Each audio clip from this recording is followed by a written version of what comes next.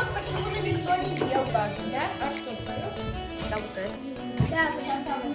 Ну давай, возьми. А вот это что? На, вон, спасибо. Вон, я все снимаю. Ой, они ничего не надо.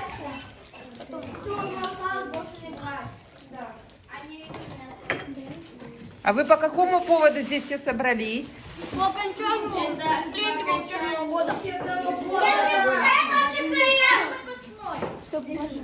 Выпускной? Да, мы отдыхаем.